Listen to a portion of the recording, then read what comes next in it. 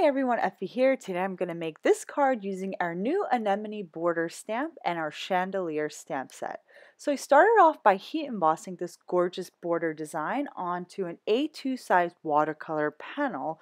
I am using Canson XL 140-pound watercolor paper that I've just cut down into A2 size panels. After I stamped the image with Versamark ink, which is a clear sticky embossing ink, I just poured on some white embossing powder. I'm using Brutus Monroe Alabaster. Then I applied my heat gun to melt all of that powder. Then I'm going to start watercoloring using my Ken Oliver Color Burst.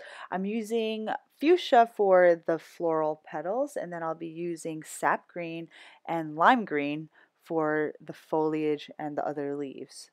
As I watercolor, I'll be using a wet on wet watercoloring technique. So I start off by wetting the area that I want to paint with some clean water first, and then I apply the pigment. I just kind of drop in bits of the fuchsia color burst towards the inner petals, and then I take a second clean water brush and I pull that color out. As I paint, I use two Pentel water brushes. These water brushes are great because they have a chamber where you can fill it up with some clean water, and it's a great reservoir of water to have on hand. So if I need a little bit of extra water in my painting, or if my brush is a little bit dry, I just squeeze the chamber a little bit, which releases the water. If I get a little too much water, I will just dab the brush tip onto a piece of paper towel that I have on hand. So as I paint, I switch off between two fine tip brushes.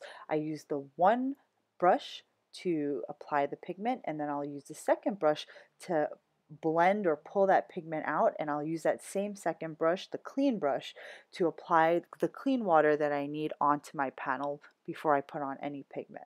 So I switch off between the two brushes. So I'm using my Colorburst watercolor powders today. It's no surprise that I really love this product. And one of the reasons why I realize that I love this product is because you can get a nice range of color or gradients by using just the one powder. So you can get a nice dark red and a nice light red with the same color.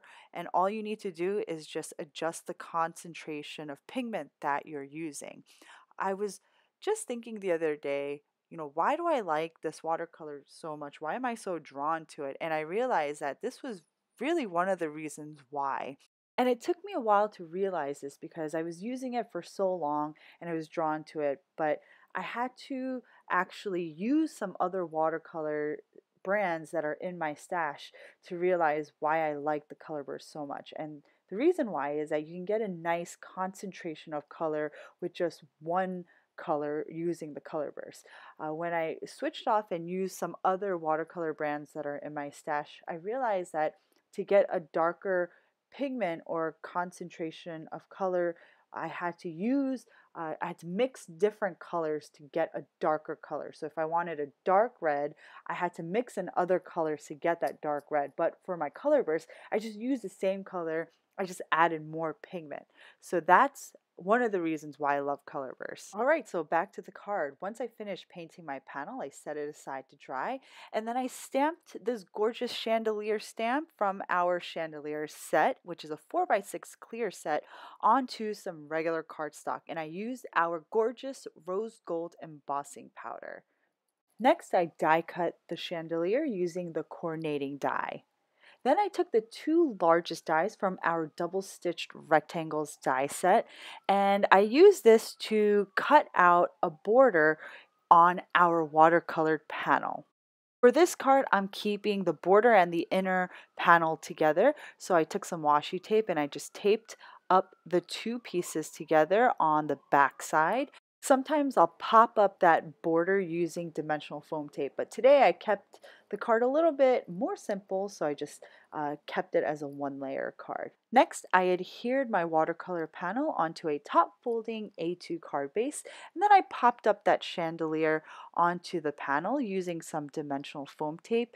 Next, I trimmed off the excess portions of the chandelier, and then I stamped this really pretty sentiment from the same chandelier set onto some cardstock using our noir dye ink, which is an intense black dye ink. It's archival, so you can use it to watercolor as well, but today I'm just using it to stamp my sentiment. Once I cut my sentiment strip out, I popped it up and also adhered it onto my card panel.